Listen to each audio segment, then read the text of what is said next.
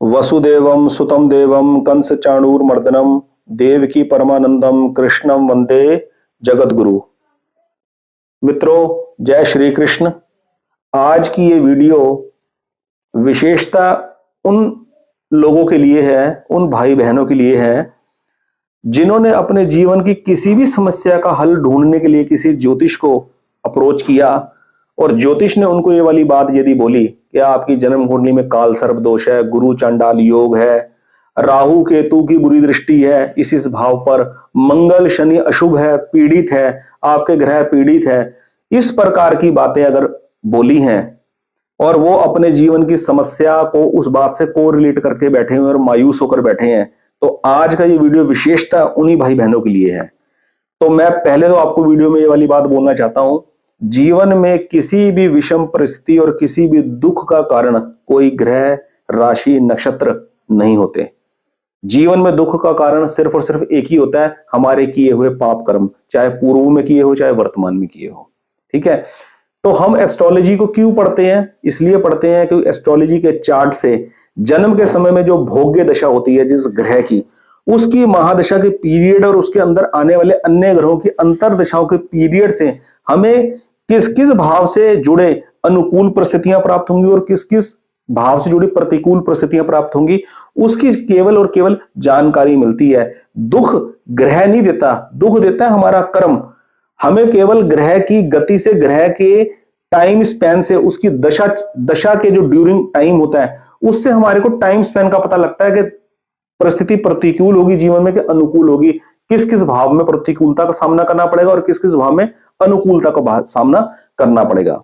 ठीक है, जिस प्रकार एक व्यक्ति भाग्य भाव से कितना भी मजबूत हो और कर्म भाव से कितना भी मजबूत हो और खूब धन आय कमा ले, लेकिन विवाह भाव और संतान भाव यदि कमजोर है तो इससे पता लगता है कि इस भाव के कमजोर होने से, इसमें बैठे ग्रह या इसके ऊपर पड़ रही दृष्टि से हमारे को यह पता लगता है कि इस भाव के जो फल है जीवन में कमजोर होंगे। अब कमजोर जो वजह है वो मुख्यतः कर्म है, पूर्व जन्मों में किए हुए कर्मों के आधार पर उन भावों से जुड़ी चीजें कम मात्रा में प्राप्त होगी, लेकिन उसके ऊपर जिन ग्रहों की दृष्टि है वो ग्रह नहीं जीवन के अंदर दुख दे रहे। ये चीज मैं समझाना चाहता हूं, इस बात को मैं एक एग्जाम्पल के थ्रू समझाऊंगा। पहले मैं आपको एक शास्त्रीय प्रमाण देना चाहता हूं इस बात का कि जीवन में दुख का कारण कोई नक्षत्र, राशि या ग्रह नहीं होते। दोस्तों, एक हमारा ग्रंथ है भिक्षु गीता, श्रीमद् भागवत महापुराण, ये हमारा प्रासादिक ग्रंथ हमारी संस्कृति का।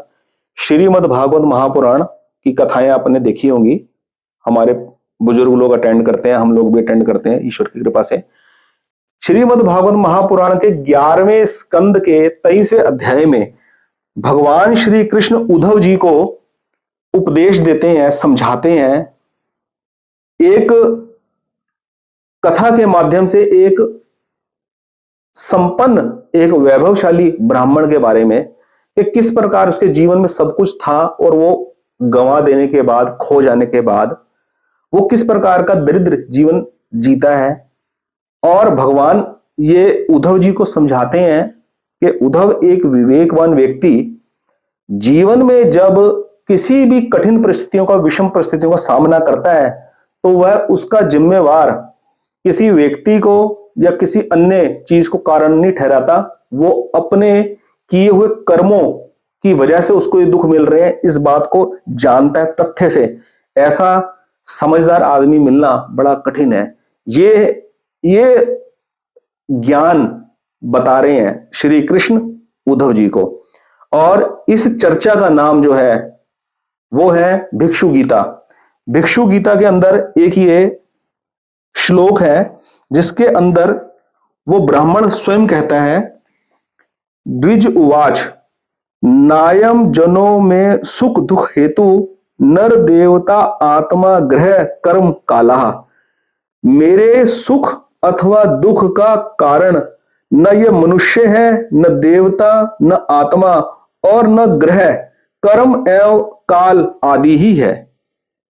यानी कि हमारे जीवन में कोई भी दुख ग्रह हमें नहीं दे रहे हैं, हमारे कर्मों की वजह से वो दुख है। तो इसलिए आपकी जन्म कुंडली के अंदर राहु केतु की जो भी दशा हो, जो भी स्थिति हो, जो भी दशा हो, मंगल शनि की जो भी स्थिति हो, गुरु चांडाली हो, काल सर्पदोष हो, आप निश्चिंत हो जाइए, निश्चिंत भगवान को साक्षी मानकर बिल्कुल निश्चिंत हो जाइए कि ग्रहों की वजह से आपके जीवन में कोई दुख नहीं है। दुख केवल कर्मों की वजह से है, और भगवान के प्रति समर्पण भाव रखकर जीवन जीने से जीवन की सारी समस्याओं का हल हो जाएगा, कोई ना कोई रास्ता मिल जाएगा। ये मैं आपको आश्वासन देना चाहता हूं, और आपको ये विश्वास दिलाना चाहता हूं कि ज्योतिष का सही इस्तेमाल, सही लाभ हम तभी उठा सकते हैं जब हम इस प्रकार के वहमों से निकल जाएंगे। ठीक है, तो इस बात का प्रमाण श्रीमद् भागवत महापुराण, श्रीमद् भगवत गीता, श्री रामचरितमानस जैसे महान प्रसादिक ग्रंथों से जब हमें ज्ञान मिल रहा है, तो फिर हम क्यों डरें और हम किसी एक ज्योतिष के पास जाकर उसकी कही हुई बातों में क्यों फंसे, अगर वो हमारी बातें शास्त्र प्रमाणित नहीं होती हैं। ठीक है, अब इसी बात को मैं एक एग्जांपल के थ्रू आपको बताता हूं, एक एग्जांपल देता हूं। आज मैं ये वीडियो शूट कर रहा हूं, 10 दिसंबर 1923 का दिन है। ठीक है, दिन इतवार, और अभी ठीक घड़ी में 12:52 हो रहे हैं। 12:52 के ऊपर यदि मैं दिल्ली का सूर्य उदय टाइम लूं, तो दिल्ली के सूर्य उदय टाइम के हिसाब से 12:52 दोपहर को इस वक्त मीन लगन उदय हो रहा है, मीन लगन की जन्म कुंडली बन रही है, और ग्रहों की स्थिति जो है वो है लगन में राहु, और मीन लगन की लग्नेश दूसरे भाव में है मेष राशि के ऊपर, और दूसरा खाली है, तीसरा खाली, चौथा, पांचवा, छठे में केतु आ गए, राहु के ठीक सामने केतु, और अष्टम भाव में है शुक्र चंद्र, और नवम भाव में है मंगल सूर्य, दशम भाव में है बुध, और दशम खाली है, और 11वें भाव में है शनि। तो इस वक्त 10 दिसंबर 1923 को दोपहर के 12:52 पर दिल्ली के सूर्य उदय टाइम के हिसाब से जन्म कुंडली ये बन रही है मीन राशि की। तो अब मैं आपसे एक बात करता हूं, इस वक्त दिल्ली के अंदर कम से कम 1.5 करोड़ की पॉपुलेशन वाले इस शहर के अंदर इतने अस्पताल, इतने क्लिनिक के अंदर क्या किसी एक ही बच्चे का जन्म होगा? न जाने कितने बच्चों का जन्म हुआ होगा। ठीक है, और उन सबकी जन्म कुंडली सेम है।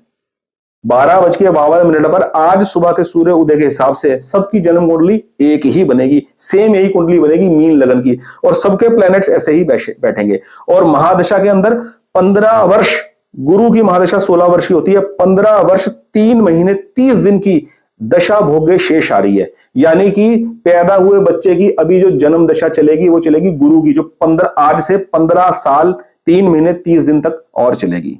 ठीक है, मात्र 8 महीने की दशा ही गुरु के भी बीती है। ठीक है, तो यही बात सही बच्चों के ऊपर लागू होगी। अब दिल्ली के अंदर 12:52 पे कोई एक बच्चा तो पैदा हुआ नहीं है, कम से कम 100-200 बच्चों का जन्म हुआ होगा। ठीक है, हम ये मान के चल रहे हैं। अब बात कीजिए बिल्कुल ठीक आज से 20 वर्ष आगे की, 20 वर्ष 25 वर्ष आगे की। तो अब आप सोचिए, क्या हर बच्चे का भाग्य या हर बच्चे की जीवन शैली बिल्कुल सेम बराबर होगी? इस वक्त कितने बच्चों का जन्म हुआ होगा किसी अमीर घर के अंदर, जिनके पिताजी के खूब कारोबार है, बिजनेस है, उसकी जीवन शैली अपने तरीके की होगी। एक व्यक्ति का, एक बच्चे का जन्म हुआ है एक रिक्शा पुलर के घर, एक मजदूर के घर में है, जो कठोर मेहनत कर अपने जीवन यापन करता है। एक आदमी का, एक बच्चे का जन्म हुआ होगा किसी गवर्नमेंट एम्प्लॉय के घर में, एक बच्चे का जन्म हुआ किसी प्राइवेट कंपनी में काम करने वाले, और इन सभी बच्चों का पालन पोषण अपने अपने स्तर पर होगा। ठीक है, क्या सबके ग्रह और जन्म कुंडली सेम होने से क्या सबकी जीवन शैली सेम हो जाएगी? सबको क्या मिला? सेम। सबको सेम मिला, एक जन्म का समय सेम मिला, और उसकी वजह से सारी प्लेनेटरी पोजीशन सेम मिली, सबको दशा सेम मिली। पर क्या सबको परिवार सेम मिला? किसी को शाकाहारी घर में जन्म हुआ, किसी का मांसाहारी घर में जन्म हुआ। ठीक है, किसी का शुद्ध वैष्णव घर में जन्म हुआ है, जो लहसुन प्याज भी नहीं खाते, उनका पालन पोषण उस प्रकार से होगा, उनकी जीवन शैली उस प्रकार से होगी। किसी को भाई बहनों का स्तर अलग अलग होगा, कोई अकेला जीवन यापन कर रहा है, किसी के अच्छे भाई बहन किसी को मिलेंगे। उसी प्रकार के पढ़ाई का स्तर भी अलग अलग होगा, और जब वो जवान होंगे तो शादी करने का स्तर, लाइफ पार्टनर चूज करने का स्तर, विवाह के बाद पारिवारिक जीवन में सुख और दुख आने का स्तर, सबका स्तर अलग अलग होगा। दोस्तों, मेरे कहने का भाव यह है कि जीवन में सुख और दुख का आधार आदमी के किए हुए पूर्व जन्मों के कर्म है। हम जो जन्म कुंडली से देखते हैं वो जन्म कुंडली से केवल और केवल ये देखते हैं कि जीवन में अनुकूल स्थिति और प्रतिकूल स्थिति कब कब आएगी और किन किन भावों से जुड़े फलों के ऊपर इफेक्ट डालेगी। वीडियो बनाने का मेन मकसद ये है कि जब हमें ज्योतिष का सही इस्तेमाल ही नहीं पता होता ना, तो हम ज्योतिष का सही लाभ नहीं उठा पाते। ठीक है, और ये सबसे बड़े विवेक की बात है, ये जानना कि जीवन में मुझे क्या चीज अडॉप्ट करनी चाहिए और क्या चीज अडॉप्ट नहीं करनी चाहिए, यही सबसे बड़ी चीज मैटर करती है। ठीक है, जब तक हमें यही ज्ञान नहीं होगा कि मुझे करना क्या है, तो मैं उस करने वाली चीज से लाभ क्या उठाऊंगा, कैसे लाभ उठाऊंगा। तो हमें ये आइडेंटिफाई करना आ जाए कि मेरे जीवन में जो घटित हो रहा है उसमें कितना रोल प्रारब्ध का है और कितना रोल मेरे किए हुए कर्म का है। ठीक है, हमें यह समझना आ जाए कि जीवन की किस समस्या को मुझे एस्ट्रोलॉजी से हल करने की चेष्टा करनी चाहिए, या कौन से मेरे कर्मों के अधीन है और कौन सी इन दोनों से ही बाहर है। मेरे बस में कुछ भी नहीं है, ना मैं कर्मों से उस चीज को ठीक कर सकता हूं और ना वो एस्ट्रोलॉजी से ठीक होने वाली है। वो पूर्व जन्मों के आधार पर, मेरे किए हुए कर्मों के आधार पर घटित हो रही है। मुझे उस हिसाब से अपने आप को अलाइन करना है।